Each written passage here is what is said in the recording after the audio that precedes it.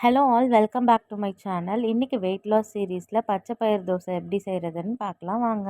நான் அதுக்கு முன்னாடி நாள் காலையிலே பச்சை பயிர் ஊற வச்சு ஓவர் நைட் முளைக்கட்ட வச்சுருந்தேன். இப்போ அந்த பச்சை பயிரை நம்ம ஒரு மிக்ஸி ஜாரில் ட்ரான்ஸ்ஃபர் பண்ணிக்கலாம்.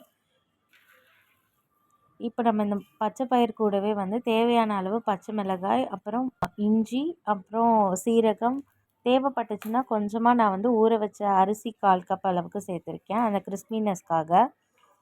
இது ஆப்ஷனல் தான், உங்களுக்கு தேவைப்பட்டுச்சுன்னா சேர்த்துக்கலாம், இல்லைனா நீங்கள் இதை ஸ்கிப் பண்ணிவிட்டு வெறும் மூங் தால், க்ரீன் சில்லி, இஞ்சி, அப்புறம் சீரகம் மட்டும் சேர்த்து அரைச்சிக்கலாம். இதை நல்ல தோசை பேட்டர் கன்சிஸ்டன்சிக்கு அரைச்சி எடுத்துக்கலாம்.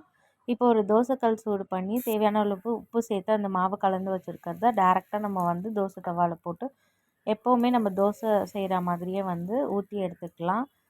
நார்மல் தோசையோட டேஸ்ட்டை விட இந்த தோசையோட டேஸ்ட் அல்டிமேட்டாக இருக்கும். கண்டிப்பாக நமக்கு வெயிட் லாஸில் இருக்கும் போது நிறைய ஃபுட் கிரேவிங்ஸ் இருக்க தான் செய்யும். அந்த கிரேவிங்ஸ் எல்லாம் இந்த மாதிரி ரெசிபிஸ் நமக்கு பிடிச்ச மாதிரி செஞ்சு சாப்பிடும் போது கண்டிப்பாக நம்மளோட கிரேவிங்ஸும் சாட்டிஸ்ஃபை ஆகும். இன்னொரு இன்ட்ரெஸ்டிங்கான ரெசிபியில் பார்க்கலாம். பாய்.